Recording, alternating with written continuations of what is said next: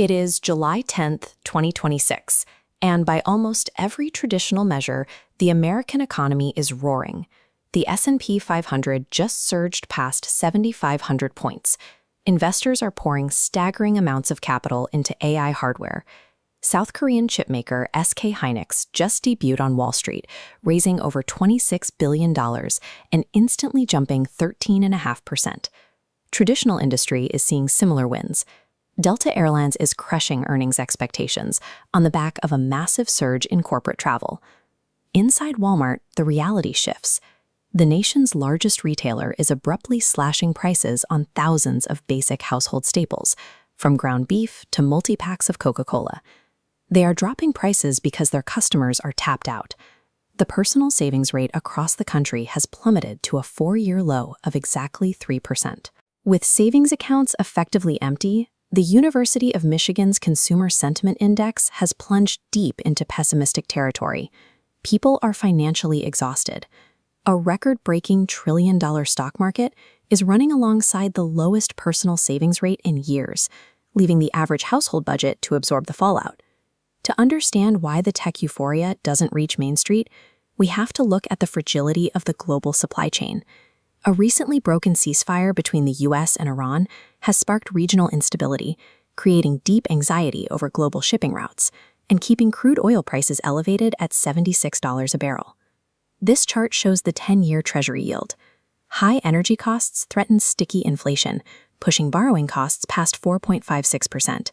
Adding the Personal Consumption Expenditures Index reveals core inflation staying stubbornly elevated around 4%, locking in high prices for everyday goods.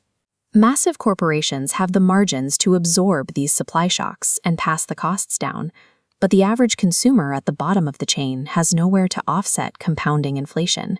That mathematical squeeze eventually forces real, devastating choices, especially for older Americans who are watching their grocery bills climb while their retirement accounts dwindle. Consider a 62-year-old widow working a part-time job. With her utility bills and food costs rising, she decides she has to claim her Social Security benefits early just to keep her head above water. A hypothetical full retirement benefit is $2,000 a month. Claiming at age 62 triggers a permanent 30% reduction. That translates to losing $600 every single month, erasing over $7,000 a year for the rest of her life. If she tries to make up that shortfall working part-time, an earnings test applies, with a strict threshold around $23,400. Once wages cross that line, the system actively penalizes her, withholding $1 of Social Security benefits for every $2 earned. To afford the costs of the immediate present, she is effectively forced to liquidate her future financial security.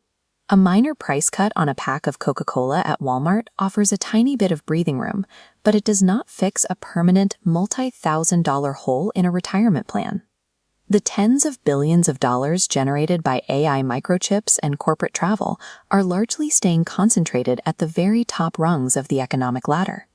Meanwhile, the side effects of that massive growth, the sticky inflation and the high interest rates deployed to fight it, are being paid for directly by the working class. We are watching an entire demographic of Americans quietly mortgage decades of future stability just to afford this week's groceries. The growth at the top is directly fueling the costs at the bottom, creating an economy that has fractured into two very different experiences. When the daily reality for millions involves draining their life savings to survive, a record-high stock market is no longer a measure of national health.